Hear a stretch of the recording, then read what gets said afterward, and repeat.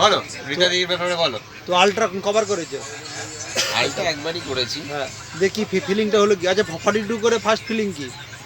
42 করে অ্যাকচুয়ালি আলটা তাই নাম দিয়েছিলাম, হ্যাঁ। কিন্তু সেখানে সার্টিফিকেট শো করতে পারিনি, কারণ আমার 42 করা ছিল না। সেই যাই হোক আমরা তো তো প্রথম এক্সপিরিয়েন্স হচ্ছে বুদ্ধগয়া। বুদ্ধগয়ায় খুব টেন্স ছিলাম, কারণ হচ্ছে আমাকে এটা করতেই হবে। জানি না, এর আগে 42 তো দৌড়াইনি। তো সাকসেসফুলি ওটাকে আমরা ফিনিশ করি। সঙ্গে কে কে ছিল? সঙ্গে ছিল আমাদের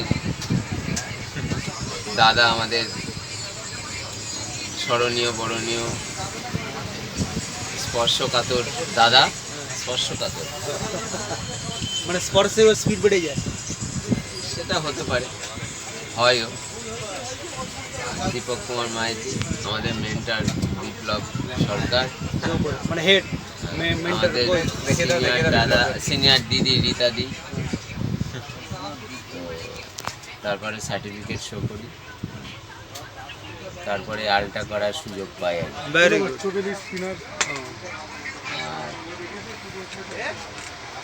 রীতা দিদিও কি তোমাদের গ্রুপে নাকি? দাদির একটা অনুষ্ঠানে আমাদেরকে ইনভাইট করেছিল, আমার আর বিপ্লব। কোথায় অনুষ্ঠানে কোথায় হচ্ছিল? রানাঘাটে হয়েছিল। অনুষ্ঠানটা মানে একটা ছোট্ট ম্যারাথন করে ওদের মাঠে, সুপ্রভাত বলে একটা ওদের টিম আছে, দিয়ে 5 কিলোমিটারের, সেখানে আমাদেরকে গেস্ট হিসাবে ডাকে। বাহ। তো সেখানে আমাদের যখন ইন্ট্রোডিউস করে দেয়, তখন বলেছিল আপনাদের সামনে অনেক বড় রানার রয়েছে, বাহ। এরা আলট্রা করেছে, এরা ফুল ম্যারাথন করেছে, এরা অনেক জায়গায় দৌড়ায়। তো সেই দিন আমার তো সেরকম কোনো রেকর্ড ছিল না, তো সেদিন আমি মুখটা ফিরিয়ে নিই। আজকে কিন্তু মুখ ফেরাবো না। এরপরে মানে দিদির কথাটা ইন্সপায়ার হিসেবে এবং এখন মনে হচ্ছে আমি আলট্রা করেছি। বাহ। এইবার আমাদেরকে আর হ্যাটা করতে পারবে। বাহ। মানে এবার লেভেল বেড়ে গেছে। লেভেল বাড়ুক না বাড়ুক, মানে মেন্টালি তো বেড়েছে। মেগা আলট্রা কবে করবে? মেগা আলট্রা ওটা কোথায় হয়? মেঘালয়ে 100 কিলোমিটার।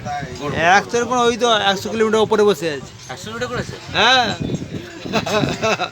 উপরে করেছে। 50 করেছি, আস্তে আস্তে প্রথমে 5, তারপরে 10, তারপরে 21, তারপর 60 হবে, 42, 50 হলো।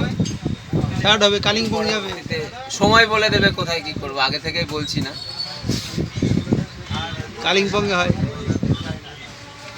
ঠিক আছে, এবার কাছে। Stop.